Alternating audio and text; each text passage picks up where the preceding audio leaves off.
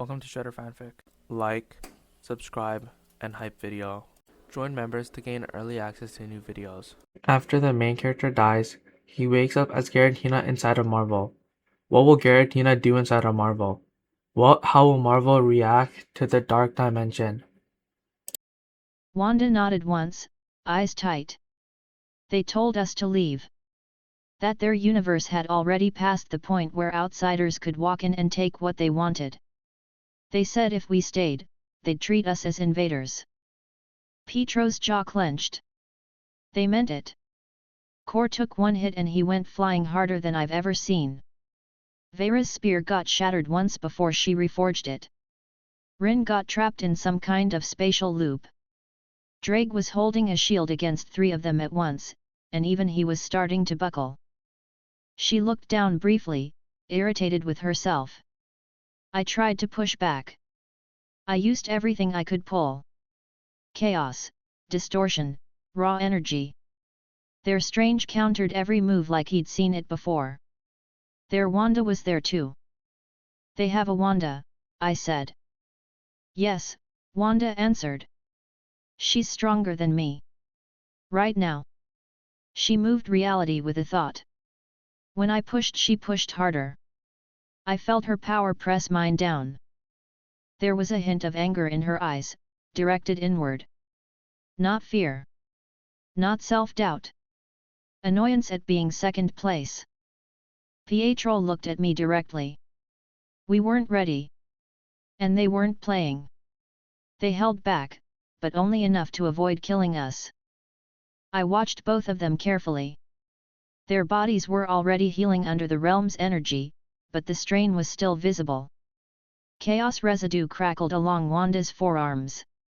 Micro tears in Pietro's muscles fixed themselves slowly, fiber by fiber. Wanda took a breath and stepped forward. She dropped to one knee in front of me, head bowed. Her fingers curled tightly into fists against the stone. Do not punish Pietro for this, she said quietly. He followed my lead. I made the call. I chose to test their strength instead of withdrawing sooner. If there's punishment, it's mine. Pietro swore softly under his breath. Wanda. She ignored him and stayed kneeling, shoulders held straight. He did everything he could to protect me, she continued. He didn't disobey. I pushed the attack. I misjudged it. Her voice stayed steady, but I saw the tension in her jaw, the frustration in the way she pressed her hands into the stone. I watched her for several seconds, then shook my head. I won't punish either of you, I said. This universe is too strong for you two. That's all. You met a wall. You didn't break. Wanda looked up, surprised. Pietro blinked once, then huffed out a breath of relief he clearly hadn't wanted to show. You followed my order, I said. You retreated when victory was impossible. That is not failure. That is correct judgment under pressure. Pietro laughed weakly. First time someone actually says that about me. Wanda slowly rose to her feet. But we lost, she said. We didn't complete the mission. That universe wasn't yours to win yet, I answered. Some walls are measured, not broken. I sent you to test, not to die. You did exactly what I needed. She held my gaze, then nodded once, accepting that. What about the others? Pietro asked. Vera, Kor, Rin, Drake. They're holding, I said. I feel them. They'll return when they can disengage. That universe isn't hunting them. It's simply not letting them take what they want. He relaxed slightly. Good. I didn't want to explain to them why we were the only ones who got to come home. Wanda rubbed her wrist briefly, then let it drop. That Wanda, she said quietly. She's ahead of me. Stronger. More experienced. Yes, I said. Her eyes narrowed. I want to surpass her. That's achievable, I said. Her fingers curled again, this time with intent rather than frustration. Then I need harsher training, she said. More control. More pressure. Pietro sighed. Great. That means more days of getting tossed around like a rag doll. You'll be fine, she said without sympathy. He gave a small grin despite the exhaustion. Yeah, well. I didn't say I'd quit. I stepped closer and placed my hand lightly above Wanda's head, not touching, just hovering. I released a thin stream of healing distortion combined with the time stone's power. Her bruises vanished completely. Chaos residue smoothed along her arms. Her energy field stabilized. Then I turned to Pietro and did the same. The micro-damage in his muscles healed instantly. His breath evened. The tension in his shoulders loosened. He flexed his fingers experimentally. Okay, that's never going to stop being weird, he said. You'll get used to it, I replied. He shrugged. Maybe. I still like running on my own, though. You will keep running, I said. Beside her. That's your role. He smiled faintly. Yeah, he said quietly. I know. I turned away and looked out over the open space of the realm. The six-colored glow from the core painted the horizon in faint bands of light. Planets floated steadily in the far distance, each one aligned in perfect orbit. That universe is now marked, I said. It is superior in this stage. We won't force it. Not yet. Wanda stepped up beside me, eyes on the same horizon. But one day, we can go back, she said. It wasn't a question. Yes, I said. She nodded, accepting that answer. Pietro came to stand on her other side. He folded his arms loosely, glancing at her. Next time we go, you'll be the stronger Wanda, he said, half joking, half serious. She smirked lightly. That's the plan. I raised my hand. A smaller projection appeared again, multiversal threads, countless universes, each with its own destiny, stones, and power levels. The multiverse is wide, I said. This one outpaces you now. Others don't. You'll grow by moving across them. Wanda's eyes tracked the lights. Then give me worlds, she said quietly. I'll take them apart and learn. That's what I intended, I said. Pietro exhaled. As long as we take breaks on Earth sometimes, he muttered. I still like coffee and normal streets. You'll have them, I said. You're not prisoners here. You're weapons. You move where I send you and rest where you choose. He nodded. That's workable. Behind us, the air shimmered.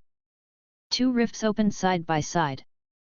Vera, Kor, Rin, and Drake stepped through, all bearing signs of heavy combat: cracked armor, scorched surfaces, energy fluctuations. But they were alive and standing. They walked forward and dropped to one knee in unison before me. Master, Vera said, breathing slightly heavier than usual. We failed to retrieve the stones. Their universe is too advanced at this time. I know, I said. You returned. That is enough. They rose at my gesture. Their eyes moved briefly to Wanda and Pietro, taking in their condition. There was no hostility. Only acknowledgement. Rin spoke quietly. Their defenders were disciplined. They did not pursue past their borders. That matches what they are, I said. Guardians, not raiders. Kor rolled his shoulders carefully. Next time, we'll be more prepared. Next time, you'll be stronger, I said. All of you. Wanda glanced at them, then looked at me. Where do we start? She asked. With you, I said. And with them. I turned to face the entire group. My elite guard now consisted of 5 distortion-born commanders and 1 chaos-wielding human, with Pietro as her constant support. They had just met a universe beyond them and survived. That was enough for now. You will train together, I said. Joint operations. Mixed tactics. Wanda leads reality manipulation. Vera and Core run primary offense. Rin and Pietro handle rapid deployment. Drake maintains defensive anchor. Each of them nodded once. You won't touch that superior universe again until I say so, I continued. You'll move through lesser ones first, build strength, learn patterns. You stepped into the deep end first. Now you'll fill in what you skipped. Wanda accepted that without argument. Good, she said. I want the work. Pietro grinned at her. You really are different now, he said happily. She looked at him with a faint smile. You still followed me into another universe, she said. He shrugged lightly. You're my sister. Where else would I go? I let the moment pass, then turned back to the core. The 6 stones pulsed inside the sphere, steady and calm. Their combined power wrapped around the realm and through my body, contained, controlled, and ready. The multiverse was wide. Some universes were too strong for my guard now. That only meant they had room to grow. I intended to make sure they did. Chapter 13, Other Faces of Chaos. The 6 stones in my core pulsed steadily. Their rhythm had become the normal sound of the distortion world. Power, reality, space, mind, time, and soul moved as one, every beat reinforcing the realm's structure. I stood above the golden sphere on the central platform, in my true form, wings folded tightly. My elite guard stood in a line before me. The energy in the air was tense but steady. Vera, Core, Rin, Drake, Wanda. Pietro stood slightly behind Wanda, close enough to move in front of her in an instant if he needed to, even though there was no need here. His posture stayed loose, but his eyes were alert. The last mission showed you the limit of a superior universe, I said. You met stronger versions of familiar powers and retreated correctly. That universe is beyond your reach for now. No one argued. Now we move through weaker ground, I continued. You will go alone this time. You will enter a universe that never birthed Avengers. Hydra took the opportunities instead. They used the chaos to take control. The stones still exist there, but no one stood against them properly. Pietro's lip curled slightly. Hydra again, he said quietly, clearly annoyed. Wanda's fingers flexed, a faint red glow appearing at the edges of her nails before she calmed it. Fitting, she said simply. I lifted my claw and opened a multiversal projection above us, thin lines of energy extending outward into the dark. I pointed to one medium bright strand. It flickered with uneven strength. This universe, I said. Ordinary compared to the superior one. Less refined. Less complete. Hydra is strong there, but not at the level you just faced. I pointed to each of my guard in turn. Vera. You will retrieve that universe's space stone. Yes, Master, she said calmly. Core. You will take the power stone. He nodded. Understood. Rin. You will track and secure the mind stone. Confirmed, he replied. Drake. You will retrieve the soul stone, I said. Their version is hidden in a different place, but it still demands death. Find a solution. I will, Master, he answered. Then I focused on the pair at the end. Wanda, Pietro. Your target is the time stone, I said. Their camartage fell. Hydra took the remains. That is where you will go. Wanda nodded once. We can handle that. Pietro smirked slightly. Steal time from Hydra. I can live with that. You will all travel separately, I said. No shared portals. No combined fields. I want your individual patterns reinforced. Move, adapt, learn. Kill when you must. Avoid unnecessary destruction. They understood. I opened 5 rifts in the air, each connected to the same universe but different coordinates. Energy from the target reality leaked through dull, oppressive, heavy with military readings and old violence. Go, I said. They moved without hesitation. Vera stepped into her portal, spear at her side.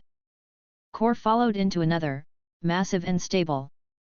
Rin passed through with a blur of limbs. Drake walked through his calmly. Wanda looked up at me once. I met her gaze and gave a small nod. She nodded back. Pietro glanced between us, then rolled his shoulders. See you soon, he said lightly, more to Wanda than to me. The two stepped into their portal together. The rifts closed. The distortion world settled into quiet again. I remained on the platform, but I did not turn away from the space where the portal had been. Through the stones and through the chaos link, I could sense them even when they crossed universes. Their energy lines were threads running through an endless fabric. I followed Wanda and Pietro's thread. The target world appeared in my perception. They emerged inside cold air and war-torn stone. Their portal opened over a ruined street in what had once been a city center. Grey buildings stretched around them, walls cracked and stained. The sky was overcast, with dark clouds blocking most of the light. Hydra banners lined the main square, red symbols painted over old national flags. Wanda landed lightly on broken concrete. Pietro appeared beside her a heartbeat later, hands on his hips, eyes scanning everything quickly. Looks welcoming, he said quietly, tone dry. Wanda looked up at the Hydra flags, her jaw tightening. Feels familiar, she replied. Just worse. She closed her eyes and let her chaos magic extend outward. Red energy flickered around her hands, then spread invisibly through the city. She read the structure of the world the way she had been taught: energy nodes, power signatures, unnatural concentrations. Hydra owns everything here, she said after a moment. Government buildings, factories, labs. People move like they're being watched everywhere they go. Time stone? Pietro asked. She focused deeper. The energy of an infinity stone wasn't subtle. Even in a weaker universe, it created pressure against space and time. She found it quickly, a concentrated green pulse buried beneath layers of concrete and reinforced steel. East of here, she said. She opened her eyes and pointed. Underground facility. Heavy shielding. The energy feels twisted. They're feeding it into machines. He frowned. They're using the time stone as a battery. Something like that, she answered. We'll see when we get there. Transport or run? He asked. We stay grounded, she said. Hydra's sensors might read distortion jumps. We move fast, but not noisy. He grinned slightly. Fast and quiet. I'm good at that. She raised her hand. Red energy flowed upward and cloaked them both in a thin layer of distortion, bending light and sound around them. To the outside world, they vanished. Let's go, she said. Pietro took her hand for stability, then shot forward. The world blurred around them. Under the cloak, they moved as a silent streak through the broken streets. Hydra patrols walked in rigid formations, rifles ready, uniforms crisp. None of them saw the two figures darting past at superhuman speed. Within minutes, they reached the outskirts of a massive industrial complex. High walls, watchtowers, floodlights, and barbed wire surrounded the facility. Hydra symbols were carved into the stone, and armored vehicles sat in rows near the gates. Pietro slowed to a stop behind a collapsed wall, letting go of Wanda's hand. Big place, he said quietly. They're proud of it. They think no one can touch them, Wanda replied. Her eyes narrowed as she looked at the structure. She extended her energy again, this time focusing on the facility. She sensed power generators, weapon caches, and human life signatures, hundreds of them. Deep beneath, one signal burned stronger than all the others. There, she said. Bottom level. Their time stone is caged under 3 shield layers and 1 containment field. They built a maze around it. Want the fast route or the careful one? He asked. Fast first, she said. If that fails, careful. He smirked. You're learning. She gave him a brief look that carried a hint of amusement. We go in under the cloak. You move us through the outer levels. When we hit resistance, I handle it. Got it, he said. They joined hands again. Pietro inhaled once to center himself, then sprinted toward the outer fence. The cloak swallowed sound, so the only sign of their passage was a faint ripple in the air. They passed through the main yard, past armed guards and searchlights. Hydra soldiers spoke into radios, unaware that 2 enhanced beings were running between them in silence. They reached a side entry, a reinforced door near the back loading area. Wanda extended her free hand as they approached. Red energy brushed the lock and mechanism, and the metal warped inward without a sound. The door swung open a fraction. Pietro slipped through with her. The interior was bright and sterile. Fluorescent lights reflected off metal walls. The sound of boots, radio chatter, and machinery filled the space. Pietro slowed to a controlled run, keeping their movement manageable enough that Wanda could sense and adjust the cloak in real time. They passed rows of labs where Hydra scientists studied stolen technology under green and blue monitors. Wanda glanced through one window as they moved. She saw prisoners in restraints, eyes empty, bodies thin. Her jaw clenched, but she kept moving. This was Hydra in a universe without resistance. They had become comfortable. They reached a lift at the end of a long corridor. The panel required a keycard and a code. Wanda's chaos magic wrapped around the electronics, nudging signals and bypassing protocols. The indicator turned green. The doors opened. They stepped inside. Pietro released her hand to stand across from her, rolling his shoulders. Almost feels too easy, he said. It won't stay that way, she replied. They'll notice distortion around the stone eventually. The lift began to descend. Ready? He asked. Yes, she said. He nodded. The lift doors opened to a lower level that felt different from the rest of the facility. The air was colder, the light dimmer. The walls had thicker plating. Energy fields hummed under their feet. Hydra had fortified this area heavily. As they stepped out, Wanda's expression changed. Her eyes narrowed, and her shoulders stiffened. Pietro noticed immediately. What is it? He asked quietly. Something else, she said. Not just the stone. She pushed her senses further. Beyond the time stone's pulse, she felt something familiar. Chaos. 2 signatures, weaker than hers but similar, tangled with fear and rage. She moved faster. The corridor opened into a long hall lined with reinforced viewing windows. Inside each room were test setups, machines, and containment units. Halfway down, Wanda stopped dead. Pietro nearly bumped into her. What? He followed her gaze. There, inside one of the labs, behind thick glass and energy bars, were 2 people. A young man and a young woman in restraints, both wearing worn Hydra uniforms without insignia.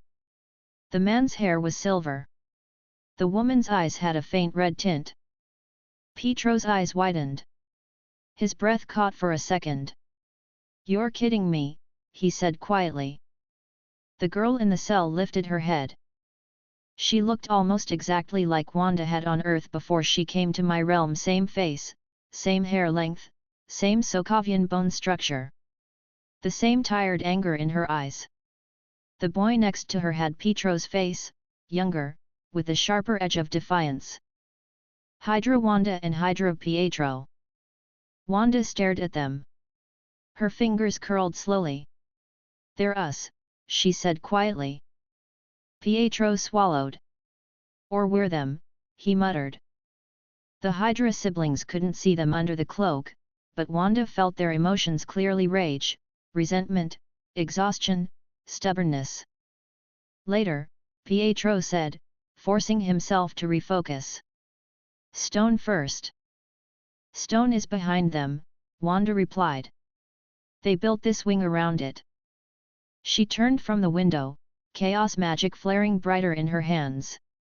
"No more cloak," she said. "We go loud." He grinned briefly. "Now we're talking." The cloak dropped. The air reacted to their presence. Sensors pinged, energy shifted. Two guards around the corner turned at the same time. They opened their mouths to call an alert.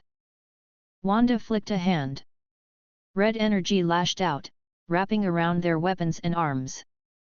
The guns bent into useless shapes. The soldiers slammed into the wall and slid down unconscious. Alarms began to blare. Red lights flashed in the corridor. "Here we go," Pietro said. He vanished in a blur, racing down the hall.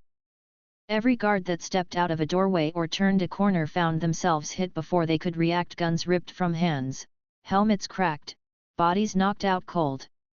He moved with more control than before, focused on disabling rather than slaughtering. Wanda advanced steadily behind him, taking out automated guns and shutting down turrets with precise pulses of chaos. Energy fields shorted out as she waved her hand. Doors opened on their own. They reached the central chamber at the end of the hall. The doors were heavily reinforced, several meters thick. A dozen Hydra symbols were etched into the metal surface, as if someone thought decoration would make it more secure. Wanda extended both hands. Red power surged out, pushing against the metal. The door groaned and then tore free of its frame, flying inward and slamming into the floor of the chamber. Inside, machines surrounded a central pedestal. Wires and cables connected to a green glow suspended in a circular containment field. The Time Stone, in its Eye of Agamotto housing, hung in the center of that field, its energy feeding into Hydra devices. Several scientists and guards inside the chamber spun around in panic. "Contact," one shouted. Pietro moved first.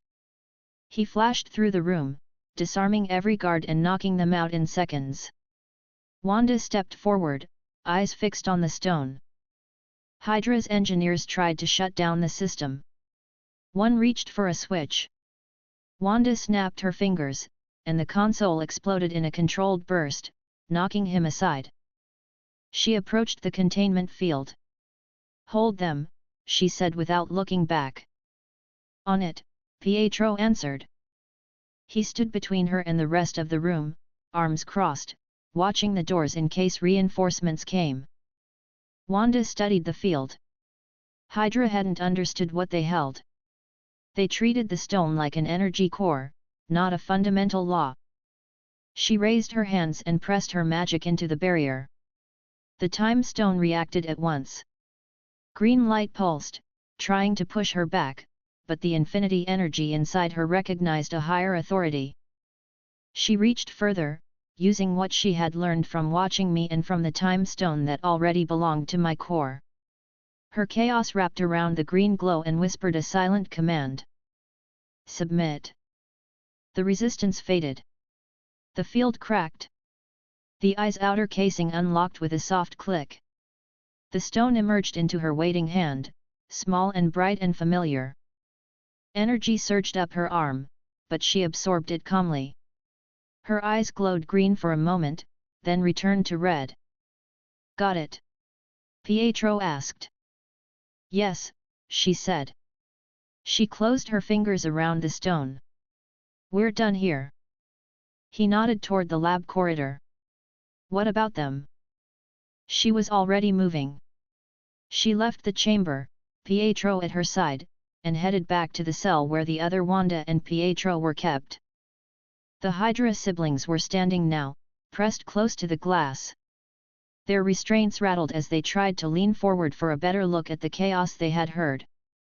Hydra Wanda stared at Wanda with obvious shock. "You," she whispered. Her accent matched Wanda's original Sokovian tone. Pietro dropped the body of a stunned guard near the door controls and smirked at the prisoners.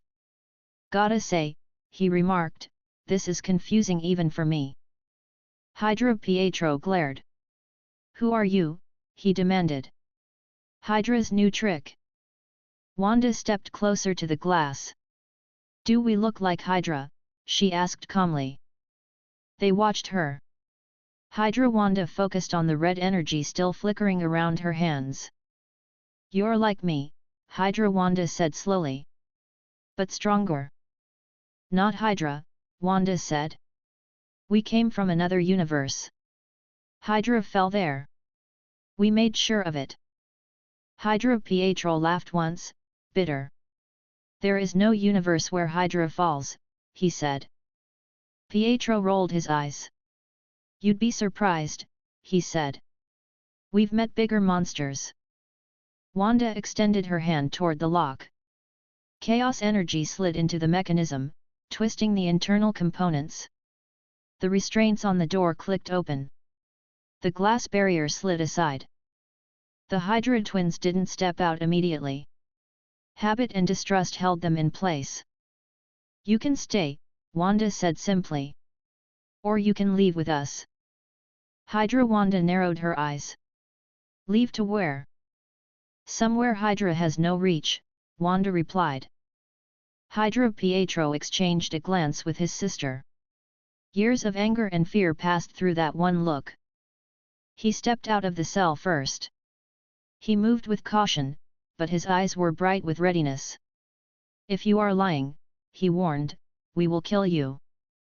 Pietro smirked. "That is a promise you don't have the speed to keep. Yet."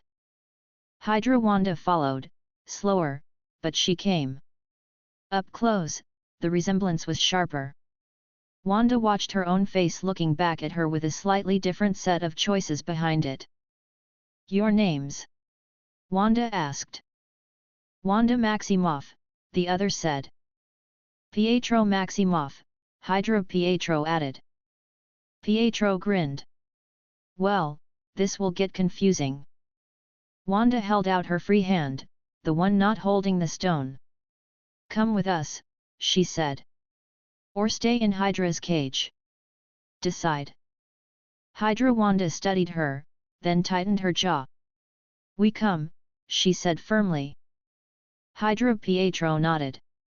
"We're done being lab rats." Alarms continued to blare around them.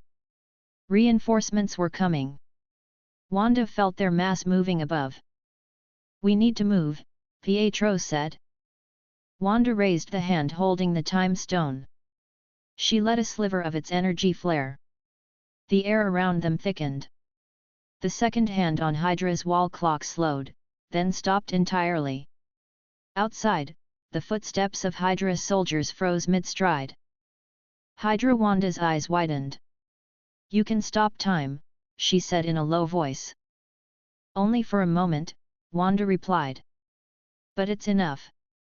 She opened her other hand toward the empty air in front of them. A rift to the distortion world opened, swirling with controlled energy. The realm's darkness and colored light showed through. Hydra Pietro stared. "What is that?" "Home," Wanda said. She stepped through first, Pietro at her side. The Hydra twins hesitated only a fraction of a breath, then ran after them into the portal.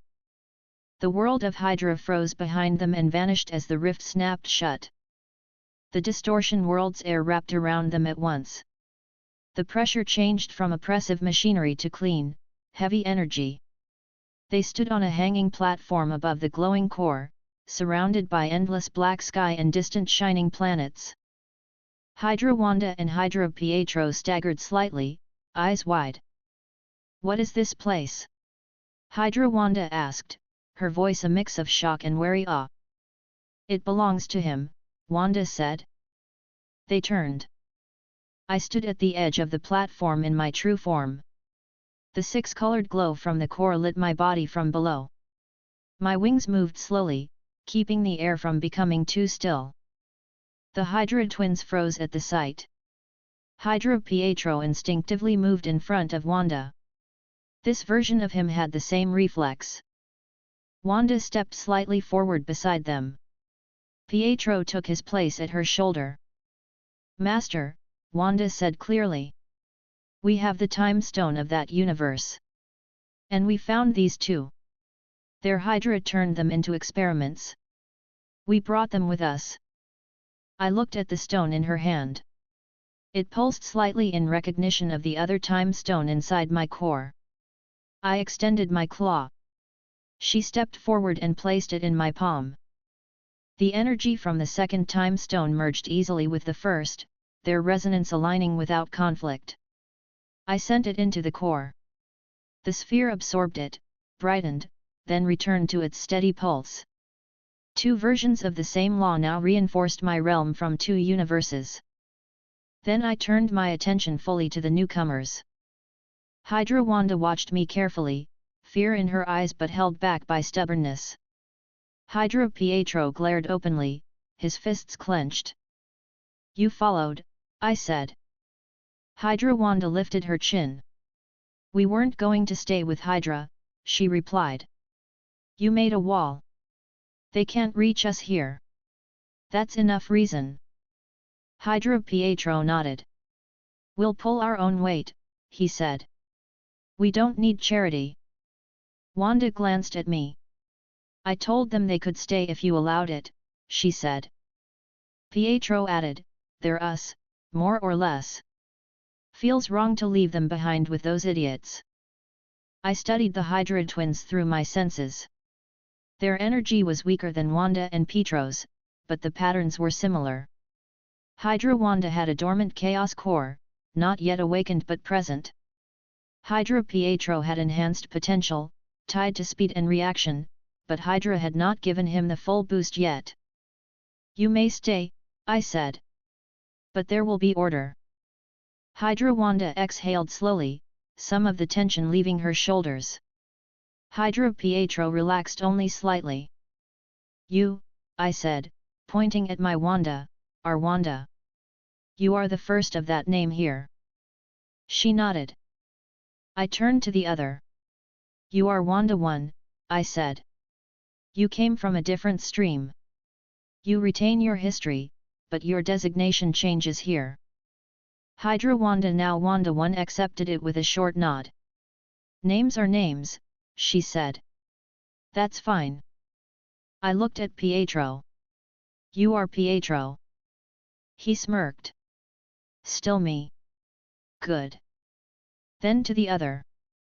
You are Pietro 1. Pietro 1's expression tightened for a second, pride bristling, but he swallowed it.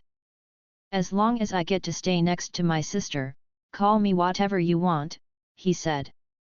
Wanda 1 moved a little closer to him at that, her eyes softening briefly.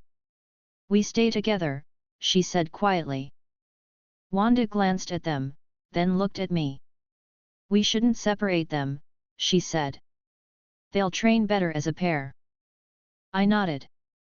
They will stay together.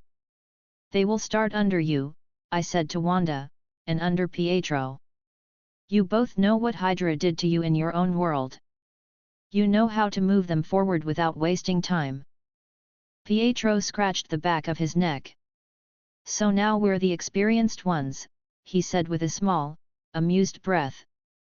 Strange feeling. You're further along, I said. Use that. Wanda 1 studied the realm again. What do you want from us? She asked finally. Strength, I said. Obedience to my commands. In return, you gain safety, power, and freedom from Hydra forever. She thought for only a second. Deal, she said. Pietro 1 snorted. You agreed fast. Do you want to go back? She asked him sharply. He scowled. No. Then we stay, she said. He nodded once.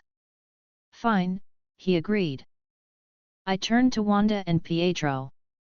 You'll monitor them first, I said. Teach them basic control. Then I'll decide their placement. Wanda nodded. Understood, she said.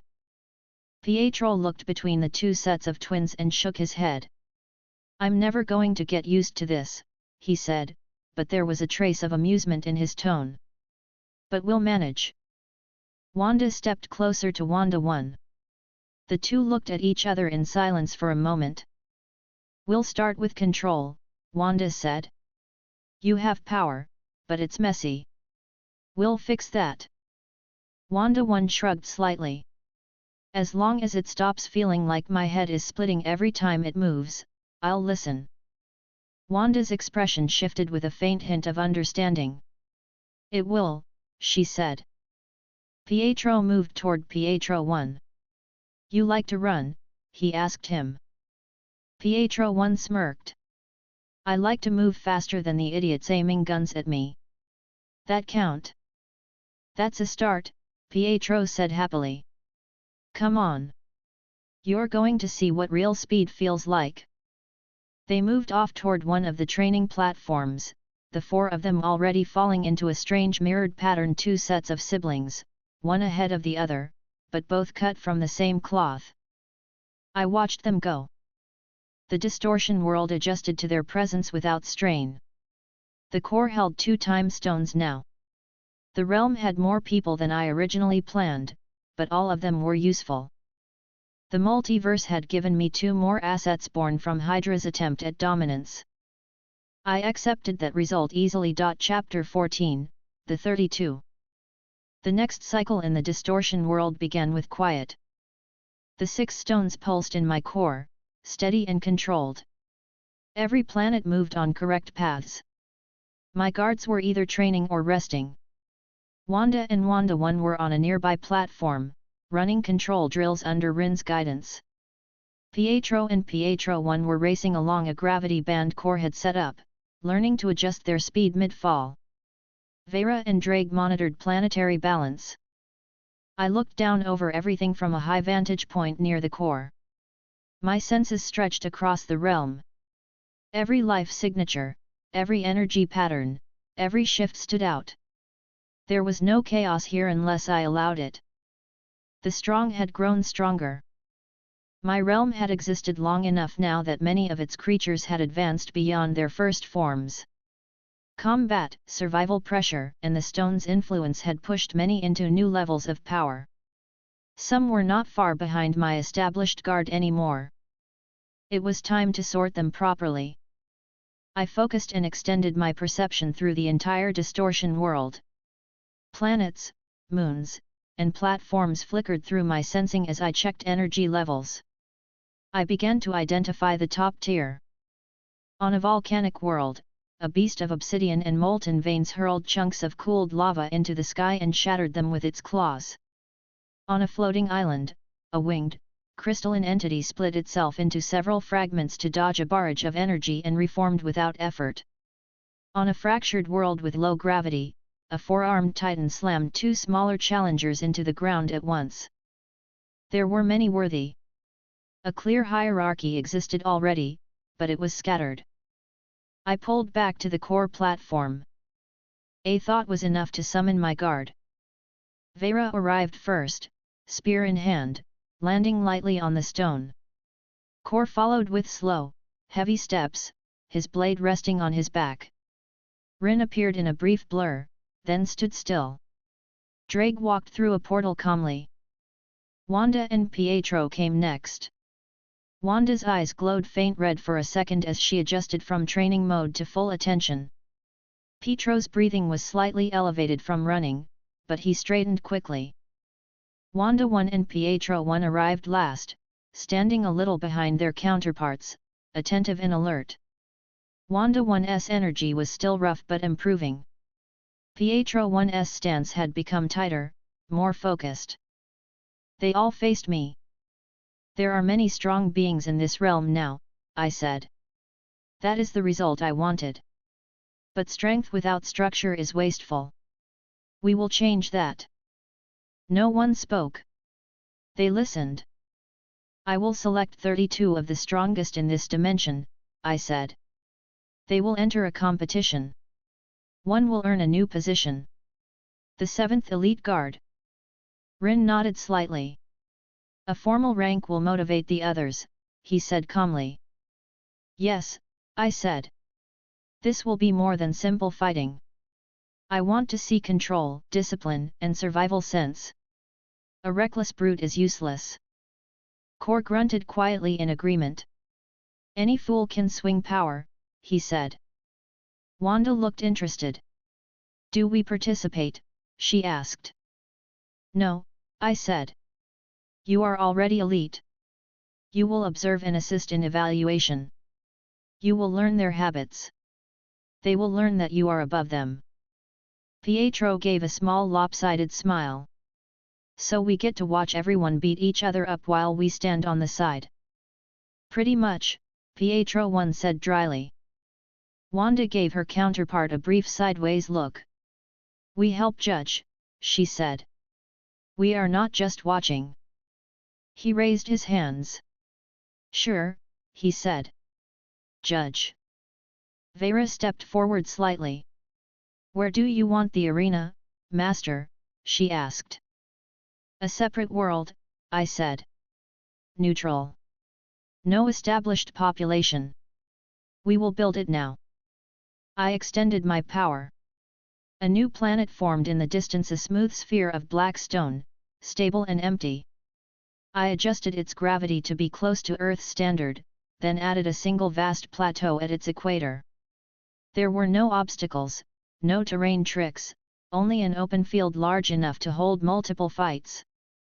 A lift of my hand shaped a ring platform atop that plateau, wide enough for several hundred beings to stand around its edges.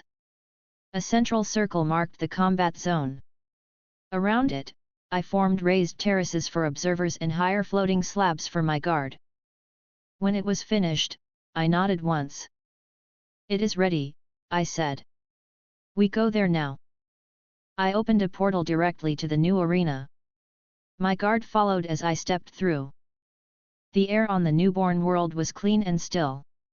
The sky was dark, lit by the glow of the core in the far distance. The platform beneath us felt solid and new. We stood on the highest floating terrace overlooking the ring. Spread out, I said. Positions along the edges. You will represent the authority here. They took their places without argument. Vera stood to my left, spear grounded beside her. Kor took a position opposite her, arms folded. Rin and Drake mounted secondary platforms to cover angles. Wanda and Wanda I stood side by side to my right, with Pietro and Pietro I slightly behind them. I extended my awareness again and called. Across the realm, 32 signatures flared in response to my summons. The strongest. The ones who had survived impossible pressure long enough to reach this point. They came from fire worlds, void islands, and deep gravity wells. One by one, they arrived in flashes of distortion energy. A huge, wolf-like creature with metallic fur and 4 burning red eyes landed heavily on the ring, claws digging into the stone. A sleek, insectoid figure with 6 bladed limbs and a black carapace appeared with light, precise steps.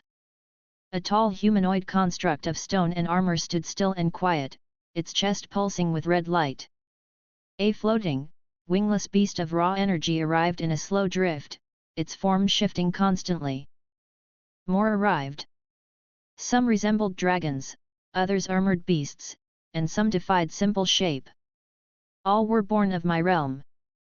None were from any Pokémon line, but all carried that clean, designed edge of structured power. When all 32 had formed a loose circle around the ring's center, I spoke. You are the strongest 32 beings in my realm who are not already guard level, I said. You are not equal, but you stand above most. Today, you will fight to decide which one of you ascends further." The wolf-like creature lowered its head in acknowledgement. The floating energy beast pulsed in response. A low rumble moved through the group as they accepted the statement. "The rules are simple," I continued. "You fight in this ring. Ring outs, unconsciousness, or clear inability to continue means loss. Killing is not forbidden, but unnecessary deaths will lower my opinion of your control." Several of them stilled at that. They understood the warning. "This is a single elimination tournament," I said. 16 matches in the first round, 8 in the second, 4 in the third, then semifinals, then finals. One winner. That winner will become the 7th elite guard."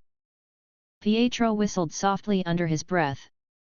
"That's a lot of rounds," he said quietly. "That's the point," Wanda answered. "Endurance." I raised my claw. The stone beneath the competitors shifted slightly, forming faint lines to separate them into pairs. Brackets formed in my mind. I did not randomize them completely. I distributed raw power and control evenly, ensuring early matches would not be too one-sided. I wanted to see effort, not slaughter. I pointed to the first pair. A four-armed titan with heavy armor and a molten core in its chest stepped forward. Opposite it, a smaller, thin creature with a feline outline and long, bladed tail walked in slow circles, eyes sharp. "First match," I said. "Begin." The two moved without hesitation. The titan charged, each step shaking the ground. Its upper arms swung forward, releasing a wave of compressed force. The feline-shaped creature leaped aside with swift, light motions, tail blade flashing. It cut through part of the shockwave, breaking it cleanly, then darted toward the titan's exposed flank. Blows landed. Armor scratched. The titan adjusted quickly, covering its weak side with its lower arms. It tried to grab the smaller opponent, but the feline was too fast. Wanda watched carefully, eyes narrowed. "The big one has raw strength," she said. "But his balance is sloppy. He leaves too many openings." Wanda nodded. "The small one burns a lot of energy," she replied. "If the fight runs long, he will slow down." Core grunted. "The titan wins if he learns during the fight. If not, he falls." The match lasted several minutes. The feline cut lines into the titan's armor, but each hit had less force as time passed. The titan's movements, meanwhile, became more efficient. He stopped swinging wildly and began to time his grabs. Eventually, he caught the smaller creature mid-leap, slamming it into the ground with two arms and pinning it with the others. The feline struggled, tail blade vibrating, but the pressure held it down. Its body trembled, then went limp. "Winner," I said. I pointed to the titan. "Advance." The titan rose, chest heaving with heated breath. It stepped back into the group with more controlled posture. The feline's body twitched. The arena's ambient energy moved to stabilize it. It would live. So it went. Match after match unfolded. Some were quick one-punch, one beam, one decisive move. Others dragged out through endurance and willpower. In one fight, a winged crystal being took on a serpent-bodied heavy hitter who used gravity fields to crush opponents. The crystal one adjusted its own density to resist, shifting its internal structure mid-pressure. It won by flying higher and dropping condensed shards at high speed into the serpent's core. In another, a pure energy creature went against a grounded brute with almost no special abilities beyond durability and raw power. The brute surprised many by simply refusing to fall, stomping through beams until he got close enough to land a direct hit. The energy being lost coherence and drifted out of the ring. Wanda and Wanda compared notes softly as they watched. They evaluated my creature's control, weaknesses, and habits. Pietro and Pietro focused on movement and speed, commenting on who moved well and who wasted steps. That one shifts weight too much before he attacks, Pietro said, pointing to a six-legged predator. Anyone fast will read him. Pietro one nodded. That one, though, he said, gesturing to a biped with short blades, makes small moves. Harder to predict. Rin watched with analytical calm. Drake monitored defensive tactics and resilience. By the time the first round ended, 16 remained. I let them rest for a short time. Energy from the core rose through the arena, mending minor damage and restoring stamina partially. The 6 stones fed power into the process. It was not full healing, just enough to keep the fights meaningful. Then the second round began. The Titan from the first match faced the crystal-winged being and lost quickly. He could not reach properly. The crystal fighter had learned from its earlier match and used distance and angle to strip the Titan's armor layer by layer until his molten core became exposed. I stopped the fight before that was pierced. Another match ended with a ring out. A heavy striker was lured to the edge by a light opponent, then yanked over with a sudden reversal. Wanda frowned slightly. He got impatient, she said. He had no reason to press that hard. He wanted to finish it early, Wanda one said. He forgot the ring has an edge. Pietro grinned. Edges are always a problem, he said. Until you learn to use them. By the end of the second round, 8 remained. Their power levels were high across the board. Each had shown something besides raw strength adaptation, restraint, or a willingness to change tactics. The third round narrowed them to 4. One of the 4 was the crystal-winged fighter. Another was the 4-armed titan. A third was a compact, humanoid beast with dense muscle, short horns, and precise strikes. The last was a strange, almost fluid-bodied creature that shifted shape between solid and liquid forms during combat. I studied them quietly. All 4 would make good assets, no matter which one won. Semifinals, I said. The first semifinal paired the crystal-winged being against the compact horned fighter. From the beginning, this match felt sharper. The horned fighter moved with calm, controlled steps. His fists struck with heavy impact without wasted motion. The crystal fighter circled, wings beating slowly, staying in the air. Ground versus air again, Pietro murmured. Not the same as before, Wanda replied. The ground one here has more sense. The crystal fighter launched projectiles, but the horned beast dodged most and blocked the rest with forearms hardened by inner energy. He advanced steadily, forcing the crystal one to rise higher and higher. Wanda one watched closely. He's hurting him, she observed. Keeping him reacting instead of thinking.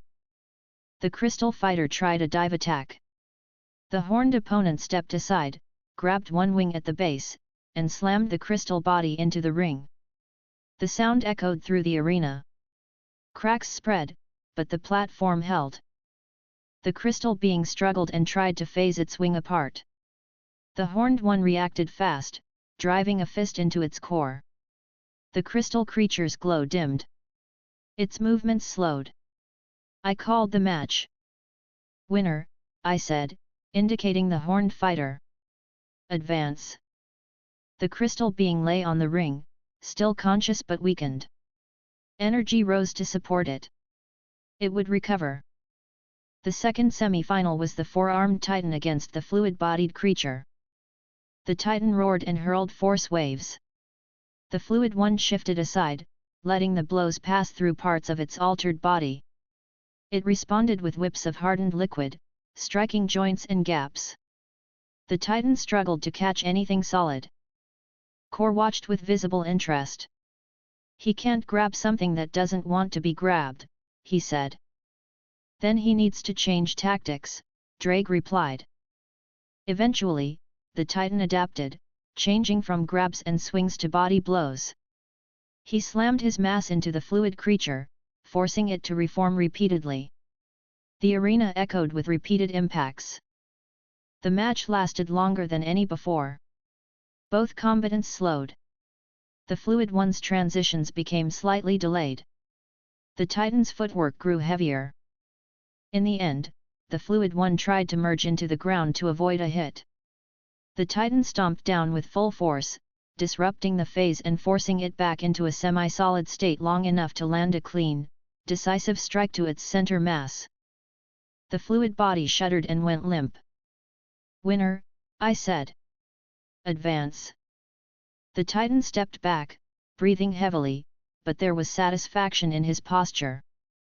The final match stood clear now. The horned, compact striker against the four-armed Titan who had already survived several close calls. Both stood in the center of the ring, facing each other. I let a brief calm settle over the arena. The others watched in silence, their eyes on the two finalists. "This decides the 7th Elite Guard," I said. My tone stayed level. "Begin." They did not rush immediately. The Titan had learned from earlier rounds. He approached slower this time, arms in guard position. The horned fighter circled, studying him. They traded first blows heavy on both sides. The Titan had more raw force. The horned one had better precision. Each strike from him landed in a carefully chosen spot along the Titan's armor. Cracks formed again. The Titan tightened his guard, forced to give ground. Wanda spoke quietly. "He's reading the Titan's rhythm faster than the others did." Wanda one nodded. "He wastes nothing. Every move matters." Pietro pointed. "Watch his feet. He never overextends. That's why he's not getting thrown." The Titan tried a sudden charge, attempting to use his weight to overwhelm. The horned fighter slipped to the side, planted his feet, and struck 3 times in rapid succession: side torso, lower left joint, then upper chest. The last blow hit the already damaged plate from earlier rounds. The Titan staggered. He did not fall. He swung with one upper arm. The horned fighter ducked low and drove his shoulder into the Titan's midsection, lifting with controlled energy. The impact shifted the Titan's center of gravity. The Titan tried to adjust with his lower arms, but too late. The horned fighter twisted, using the Titan's own weight and a well-positioned foot as leverage. The Titan's huge body rolled, hit the ring hard, and slid toward the edge. Cracks spread under the impact. The stone held. But the Titan's body moved across the surface and stopped with one arm hanging over the line. He groaned, tried to rise, then slumped back. He was conscious but spent. He could not continue. "Enough," I said. My voice halted any further motion. "Winner." I pointed at the horned fighter. "You." It straightened fully, chest heaving, eyes fixed on me. It bowed its head slowly. The arena reacted. The others lowered their heads slightly in acknowledgement. Even the Titan, still lying on the ground, managed to lift one hand in a brief salute toward his opponent. I lifted a claw. Energy rose from the core, wrapping around the horned fighter in a focused column. Its body stabilized further, injuries sealing. The stone's combined power adapted it for the new rank. "You are now the 7th Elite Guard," I said. "Your strength, your control, and your judgment earned it." I turned slightly toward my existing guard. Vera. Kor. Rin. Drake.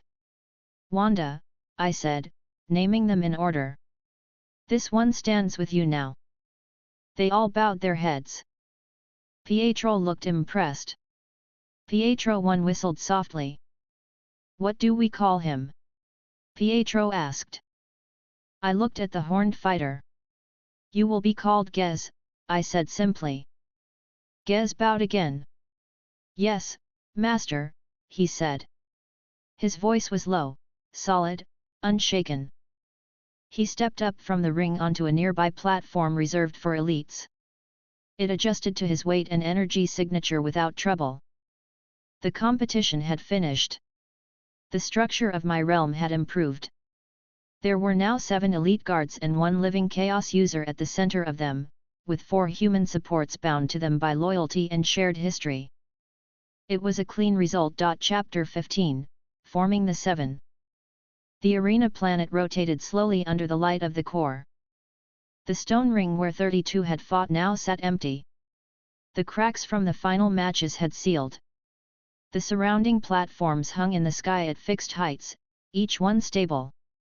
The air was cool and still, carrying only the low hum of the distortion world's energy. I hovered above the central ring in my true form, wings folded close against my sides. My gaze passed across the realm once, checking for imbalance. There was none. The 6 stones pulsed quietly in the core behind me, their combined presence calm. Today was not for expansion. Today was for structure. I opened a channel and summoned my guard. Vera arrived first, as usual. She appeared in a flash of red light on the nearest floating platform, spear held upright. Her black iron scales and blue energy lines were steady, no sign of strain. Core followed, rising from below on a distortion lift. His crimson armor fused to his body glowed faintly at the joints. His double-edged blade rested against his back, one clawed hand gripping the hilt lightly. Rin appeared as a blur, then fixed into place on a side ledge, sleek body, 4 arms, calm gaze. Drake stepped through a circular portal that snapped shut behind him. His large frame and black skin with golden streaks gave him a grounded presence. Space bent very slightly around him and then steadied. Gez arrived last among the elites, stepping up from the ring itself. His compact, muscular form rose with firm steps, short horns at his head, dense muscle under rough armor-like skin, every movement deliberate. Wanda 1, Pietro, and Pietro 1 came together on a lower platform. Both Wandas wore similar dark coats, but their energy felt different. Wanda's chaos power was stable and deep. Wanda 1's was rougher, still settling. Pietro leaned on a railing for a moment, then straightened. Pietro 1 stayed near his sister, eyes sharp. They all faced me. This realm has 7 elite guards now, I said. But a list of names is not a formation. Today we fix that. They listened in silence. I pointed at each elite in turn. Vera. Spear user. Long-range control. Precision. High-speed when focused. She bowed her head slightly in acknowledgement. Core. Heavy offense. Melee. Durability. Shock impact. Core crossed his arms and nodded once, his expression serious. Rin. Rapid assault. Disruption. Technical precision. Field clearing.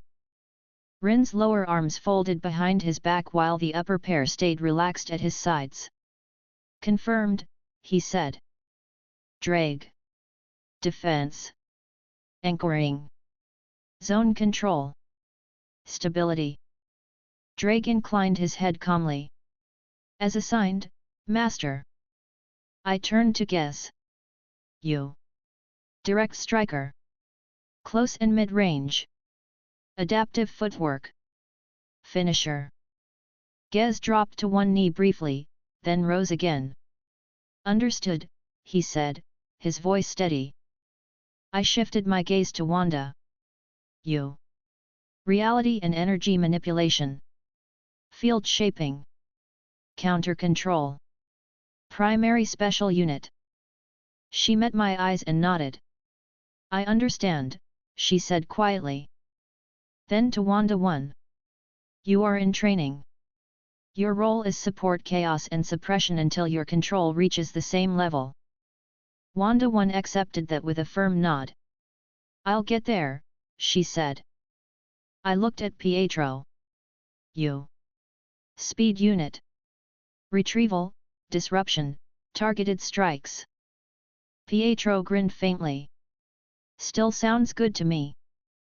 To you, I said to Pietro 1, the same category, but you are in training. You follow Pietro's direction in combat until I say otherwise. Pietro 1 shrugged once. Fine by me, he said. I'm not eager to improvise in front of you yet. I let a brief moment pass. The energy around us held steady.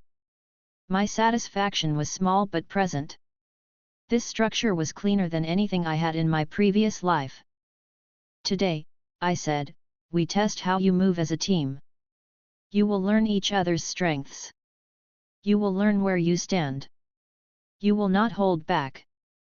I lowered myself to the platform facing the ring and extended a claw toward it.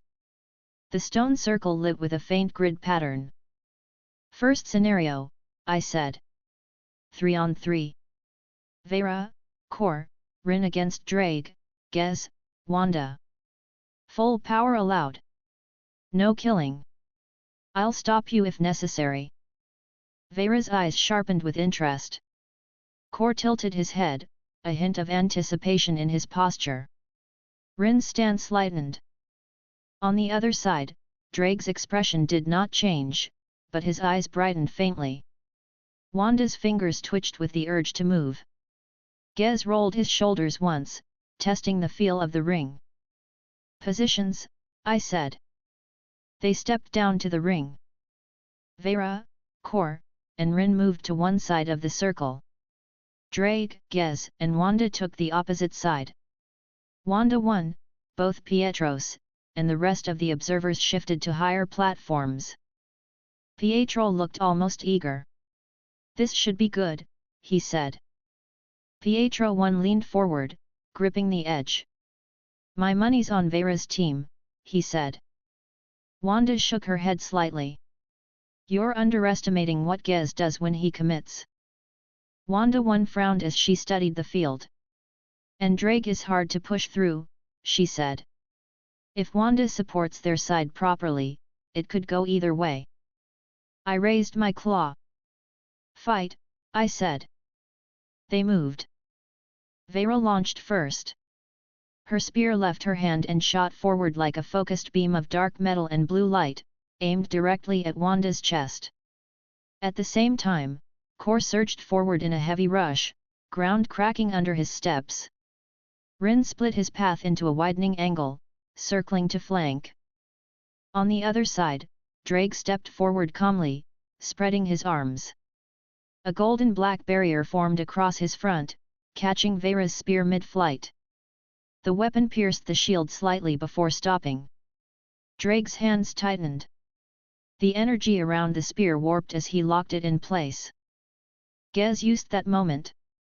He moved sideways and slightly forward, crouched low, eyes fixed on Kor. His steps were short and precise, never crossing over each other, keeping his weight balanced. Wanda stepped back 2 meters and lifted her hands. Red energy spread across the ground under her team, then forward toward their enemies, reshaping the stone into subtle dips and ridges. Kor hit the first ridge and corrected instantly, muscles adjusting. He had enough raw stability to plow through. But his path shifted by a fraction. His next step landed slightly off-center, and his momentum tilted just enough. Good, I said quietly. Fine adjustment. Wanda 1 heard and focused even more closely on the interaction. Rin dashed in from the left. His forearms moved in blurred combinations, testing Drake's barrier from different angles. Sparks of light flashed where his strikes met the shield. Drake held firm. His feet stayed rooted. His defense did not crack yet, but each impact made small ripples in his field. Vera reached out and recalled her spear. Drake released it at the same moment, causing her to over-adjust for half a heartbeat. She swallowed that hitch smoothly and hurled the spear again, this time curving it mid-air around Drake toward Wanda. Wanda flicked her fingers slightly. Chaos wrapped around the spear's path and bent it away from her face, redirecting it just enough that it passed over her shoulder instead of piercing her. She did not waste the motion. She caught the weapon in a red field and threw it back at Vera, faster. Vera's eyes widened for only an instant, then she shifted her stance and snapped her hand upward, catching her own weapon out of the air. The impact drove her a step back, boots scraping across stone. "Nice," Pietro said, impressed. "Her reflexes are good," Pietro one added reluctantly. Core reached Drake and slammed a full-force punch into the barrier. The shield rippled, held, and sent the rebound force outward. Gez used that second of delay. He stepped into Core's side and drove a straight, compact punch into the joint at Core's right hip. The impact was solid. Core grunted as his leg buckled for a moment.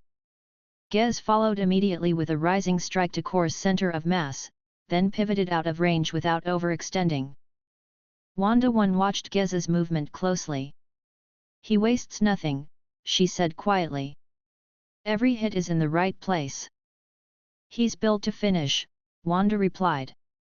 "If Core doesn't adjust, Gez will push him back even with lower mass." Rin finally forced Drake to adjust his stance with a concentrated series of hits to a small section of the barrier. Drake stepped back half a pace, then changed his field to a dome instead of a flat wall. The new shape redirected Rin's attacks slightly downward. Rin changed tactics without a pause. He dropped low, slipped under the edge of the barrier, and went for Wanda. Wanda had been waiting for that. She snapped both hands toward him. Chaos seized the ground under his feet and the air around his body. It tried to crush inward. Rin's form blurred. He split his momentum between two directions and compressed his energy inward to keep from being torn apart. He barely avoided being pinned, but it slowed him enough for Gez to step in and intercept. Gez's fist and Rin's forearm collided with a sharp sound. Both pushed off the impact and slid back, eyes focused. Core shook off the earlier strikes, bellowed, and grabbed Gez from behind with two of his arms, lifting him. At the same time, he slammed a heavy foot down to anchor himself and free one other arm to swing toward Drake's barrier. Gez reacted fast. He brought his legs up, planted his feet against Core's thighs, and used Core's own grip as leverage to twist. The move shifted Core's center again, forcing him to adjust. "Gez is reading Core faster than Core is reading him," I said. "Core still favors direct pressure too much." Core heard me and growled under his breath, but he did not lose focus. Vera changed her target. Instead of aiming for Wanda or Drake, she hurled her spear into the air above the group and split it into several copies made of pure energy. They rained down in a controlled pattern, forcing Wanda, Drake, and Gez to move in specific directions. Wanda caught 4 of them with chaos fields, bending their paths away. Drake expanded his shield overhead. Gez slipped through the gaps. But the movement pattern Vera had forced put them into a narrower cluster. Rin saw it. He moved with a sudden burst of speed, circling the group and sending precise blows into the ground at their feet. The ring shook. The 3 on defense realigned. Drake widened his shield, Gez braced, and Wanda clung to her control without letting her fields collapse. "This is what I wanted," I said. Pressure. The 2 teams continued to trade advantages. Neither side broke quickly. They adapted to one another over several minutes, attacks growing sharper, defenses more efficient. Wanda began to move more with small gestures, conserving energy. Vera refined her throwing paths. Core adjusted his balance. Rin tested angles. Drake timed his barrier expansions to intercept at the last possible moment. Gez chose fewer, more decisive strikes. Finally, I saw enough. "Stop," I said. Every combatant halted at once. Breathing was heavier. The ring had new marks, but nothing severe. "You've seen each other," I said. "You know weaknesses and strengths now." Core exhaled, rolling his shoulders. "Gez hits harder than his size suggests," he said. "I underestimated his footwork." Gez nodded. "You're stronger than me in a straight clash," he said. "If you fix your balance, you'll be harder to shift." Vera looked at Wanda. Your control on the ground was sharp, she said. You forced my throws off by just enough. Wanda answered calmly. You adjusted faster than I expected, she said. Your second barrage was harder to redirect. Rin glanced at Drake. Your defense is good, but you can't cover everywhere at once, he said. Too much field, not enough counters. Drake nodded. That's why I have you, he said calmly. I hold. You strike. That drew a small smile from Rin. Wanda one stepped forward slightly. When you three grouped under Vera's attacks, she said to Drake, Gez, and Wanda, you could have used that to launch a joint push instead of holding your positions. Wanda looked at her. You're right, she said. I focused too much on blocking. Pietro chimed in. And when Kor grabbed Gez, Vera could have used Kor's grip as an anchor to aim a heavier hit on Drake. The gap was there. Vera considered that, then nodded once. Noted, she said. I was satisfied with the level of analysis. They were learning at the pace I wanted. Second scenario, I said. Full team alignment. All 7 elites plus Wanda as primary special, Wanda 1 and both Pietros as mobile support. Pietro lifted a brow. You're putting all of us in one run, he asked. Yes, I said. You need to know how it feels. I shifted the arena with a single wave. The ring expanded to 10 times its previous size. New platforms rose from the ground at varying heights and distances, pillars, flat discs, and long bridges of stone suspended in the air. Portions of the ring dropped down into trenches. The environment remained simple in design but offered enough structure for placements. I shaped energy constructs at the far end of the arena. Dozens of hostile figures formed simplified creatures built from pure distortion, each programmed to advance, attack, and adapt. Their power levels varied from low to mid, enough to demand real effort but not enough to threaten my guard seriously. These are targets, I said. They represent a mid-level incursion. Your task is to clear them with maximum efficiency and minimum wasted motion. Treat this as a live mission in a weaker universe.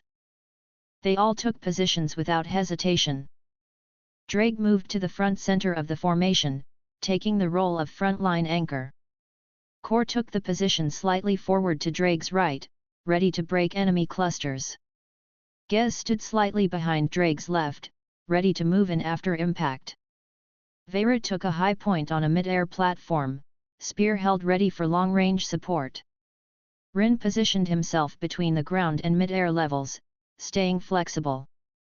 Wanda stood behind Drake, hands loose at her sides, prepared to alter the field. Wanda 1 stood next to her, slightly offset, ready to follow her lead. Pietro and Pietro 1 spread out wider, each taking a flank. Begin, I said. The enemy constructs surged forward as one. They moved at a steady pace, neither slow nor fast, filling the field with bodies. Drake's shield went up at once, a curved wall that met the first impact of the wave. He absorbed the pressure calmly, feet dug into the stone. Kor bellowed and slammed his fist into the ground. A shockwave spread outward through Drake's shield, using it as a conduit. The force traveled forward into the closest line of constructs, breaking them in half. Distortion energy scattered into the air and dissipated. Gez waited half a second, then shot forward, bursting through a gap in Drake's barrier. His movements were clean. He struck key targets along the front line, each hit shattering a construct completely before he moved on. He did not overstay in any one cluster. Vera's spear flew overhead, splitting into 3 energy copies mid-flight. They pierced the second line, clearing space for Kor's next advance. Rin moved like a blade through water. He dashed around targets rather than through them, severing limbs, heads, and cores with short, focused blows. His forearms allowed him to hit multiple points in rapid succession. Wanda spread her hands. Red energy flooded out in a wide arc. The ground under the enemy shifted into uneven terrain. Some areas softened, dragging constructs down. Others rose into harsh spikes. The wave faltered, clusters breaking apart. Wanda 1 mimicked the same motion with a smaller radius. Her field was rougher, but it still pulled several enemies inward into a tight knot. Core hammered that knot with a downward strike and crushed it. Better, I said softly. On the right flank, Pietro ran through the enemies in a zigzag pattern, delivering quick strikes to destabilize and disrupt formation. He pushed some constructs toward Drake's front, where they collided with the shield and broke. Others he shoved toward Gez, setting them up for finishers. On the left, Pietro 1 had a slightly more erratic pattern but still followed the general idea. At first, he moved a bit too deep into the wave and had to pull back hard to avoid getting surrounded. Pietro 1, I said. Shorter lines. Don't overextend. Got it, he called back, correcting his movement. His next lap around the flank was tighter and more controlled. The constructs adjusted, changing their attack patterns. Some shifted to ranged beams. Energy blasts shot toward Vera and Wanda's position. Vera swung her spear and sliced through several beams, deflecting them harmlessly upward. Wanda caught others with chaos, bending them off course. Wanda 1 focused on redirecting stray blasts aimed at the slower allies. Her shields wobbled once, then firmed as she locked in her focus. Rin used the chaos in their lines to slip deeper into the enemy group, cutting down targets from behind. Core and Gez pressed forward, their movements starting to sync naturally, Core breaking formations wide, Gez stepping into the gaps and translating those openings into permanent removal. Drake never rushed. He advanced at a steady pace, always ready to pull his shield wider or tighter as needed, shielding whoever stepped back. When Vera hopped down from her platform to reposition, she landed briefly behind him before leaping to another vantage point, using his bulk as cover. The wave of constructs shrank rapidly. Collapse the left cluster, I said. Test coordination. They adjusted at once. Wanda flared her chaos toward the left group of enemies, pulling them closer together. Vera focused her throws into that zone. Core moved to cut off their retreat, while Rin sliced through any that tried to escape. Pietro and Pietro 1 both ran interference to keep stray constructs from slipping away. The left cluster fell apart quickly. Right side, I ordered. Wanda 1, you lead the control. She stiffened slightly, then nodded. Understood, she said. She lifted her hands and pulled on the remaining right side enemies. Her control was less refined, so the cluster came together more unevenly, but it still formed. Wanda supported unconsciously, smoothing the field's roughness just enough. Core, Gez, and Rin moved on that side in a similar pattern. This time, Gez took the front, with Core reinforcing him. Drake stayed more central. Vera sniped stragglers trying to flee toward the center. The second cluster collapsed. Within minutes, the entire field was clear. Shards of fading distortion energy drifted across the air, dissolving completely as the arena cleaned itself. I let silence settle for several seconds. Breathing sounds and faint crackles of residual energy were all that remained. Good, I said. Better than I expected for a first coordinated run. Core smirked faintly, though he tried to hide it. Vera tilted her head slightly, accepting the statement without visible excitement.